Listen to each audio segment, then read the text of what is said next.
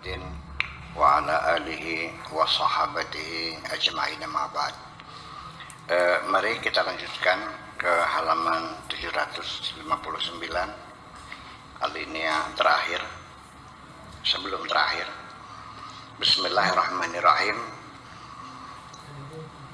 Wa man yushaqiqir rasula, barang siapa yang mempersulit Kanjeng Nabi, melawan Kanjeng Nabi, min ba'di ma tabayyana lahul huda, setelah jelas dia mendapatkan hidayah dari Allah, sudah pernah masuk Islam. Wa yattabi'u ghaira sabilil mu'minin, tetapi dia mengikuti jalannya orang-orang yang tidak beriman. Nuwallihi ma tawalla, akan kami palingkan dia, wa nuslihi jahannama, dan akan kami bakar dia di neraka jahanam, wa sa'at masira, dan neraka jahanam itu adalah tempat kembali yang paling buruk. Wa yu'allilu an-nasa hadzal masir al-ba'is, nasib yang sangat mengenaskan, yang sangat buruk itu diterangkan oleh nas ini, diuraikan. Bi anna maghfiratallah, bahwa ampunan Allah itu subhanahu wa ta'ala tanawala kulla syai', ampunan Allah ini untuk semua apa saja, semua dosa-dosa, semua kesalahan, kekhilafan, kekeliruan, ketidaktahuan, kebodohan, semuanya itu akan mendapatkan ampunan dari Allah ketika yang bersangkutan meminta maaf kepada Allah atau bertobat. Illa an yushraka bihi, kecuali dosa yang kau lakukan itu karena engkau mempersekutukan Tuhan. Nah, itu lain bedanya. Kalau mempersekutukan Tuhan, fahadhi la maghfirata liman mata 'alaiha, di sini tidak ada ampunan bagi orang yang mensekutukan Tuhan ketika sampai mati dia tidak merubah diri. Itu. Jadi bagaimana? Ya logikanya semua dosa selesai. Asal kau minta ampun, diampuni. Innallaha yaghfiru dzunuba jami'a. Semua dosa akan diampuni oleh Allah. Dan Allah memperingatkan kepada kita semuanya, jangan berputus asa untuk mendapatkan rahmat dari Allah. Sebesar apapun dosamu, katakanlah engkau melacur 40 tahun, katakanlah engkau mabuk 20 tahun lamanya, jangan kepalang tanggung, nanggung gayanya gitu, diterusin ya dosanya, karena rasanya sulit. Allah akan mengampuninya karena dosaku sudah terlalu besar. Allah memperingatkan kepada mereka, ya ayyuhalladzina amanu la taqnutu mir rahmatillah, wahai orang-orang yang beriman, janganlah engkau berputus asa untuk mendapatkan rahmat dari Allah. Allah berjanji, innallaha yaghfiru dzunuba jami'a, Allah akan mengampuni semua dosa. Yang penting kamu bertobat, ya. Dan tobat itu menjadi perintah, tobat itu menjadi wajib bagi orang beriman, ya. Bahkan Nabi sendiri setiap hari tobatnya 100 kali. Ya, Pak Rahmat sebagai kiai berapa kali tobatnya? Nabi yang dijamin tidak melakukan kesalahan pun dia merasa bersalah. Ya, kenapa demikian? Karena beda ya, sensitivitas Nabi dengan kita berbeda. Beliau itu perasaannya sangat halus dan lembut sekali. Apapun sekecil dosa dia merasakan. Termasuk beliau bertobat sampai menangis 3 hari 3 malam. Kesalahannya apa? Dia enggak menyakiti orang, dia tidak mengkhianati orang, dia tidak. Hanya satu salahnya, dia memalingkan muka ketika ada orang buta datang. Abasa wa tawalla an ja'ahul a'ma.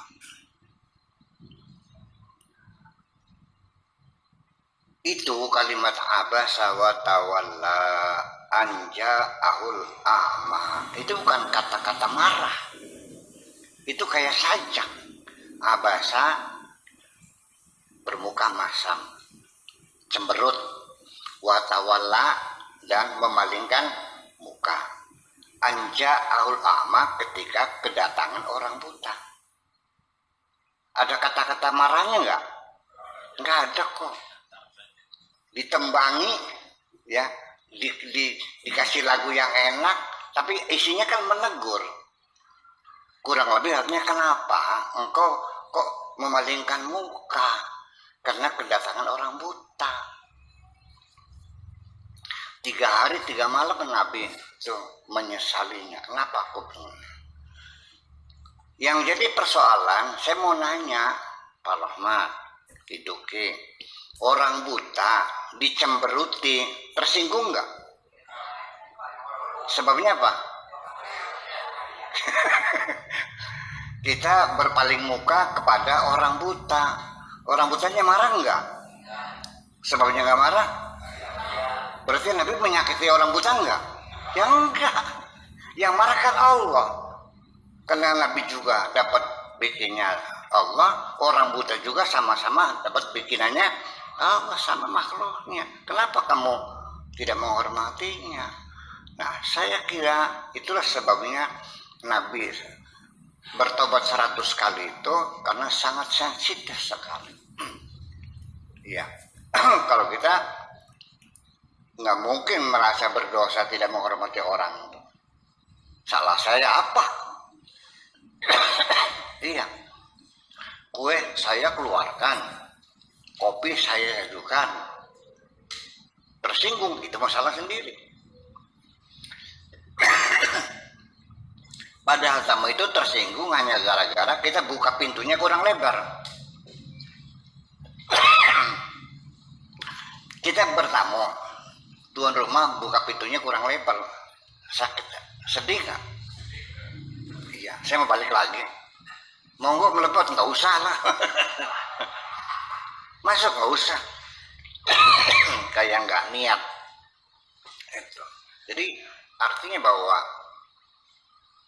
tamu itu sangat sensitif sekali.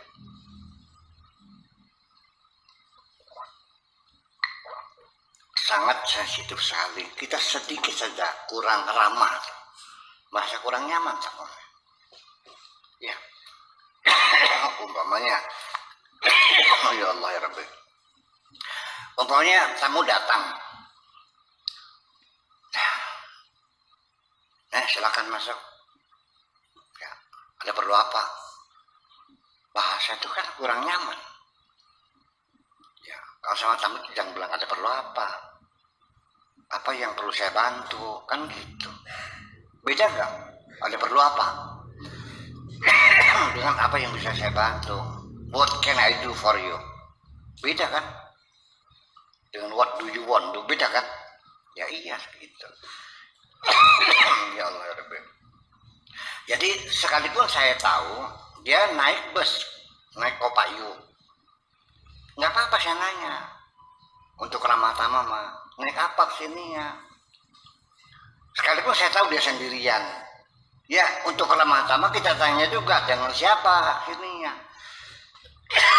Dari rumahnya jam berapa? Padahal saya tahu paling jam 9 dari rumahnya, dari Sukra kok.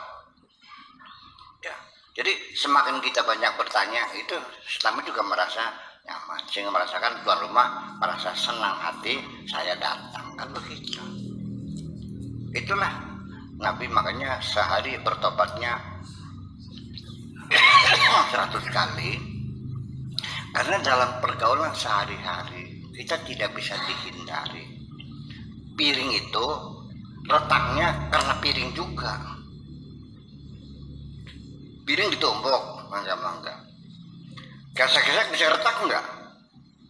Gelas sama gelas, piring sama piring. Kita juga manusia dalam pergaulan itu selalu saja Setiap ucapan kita, perbuatan kita, cara kita melihat, itu tanpa kita sadari seringkali membuat orang tersinggung. Ya, bergurau berlebihan tersinggung. Kadang-kadang kita diam saja juga tersinggung orang. Ya, apalagi kita manggil nama orang sembarangan. Nama tidak pas. Saya namanya Abdus Syakur. Ini banyak sekali MC sok tahu kepada Al-Mukarram Muhammad Syukur.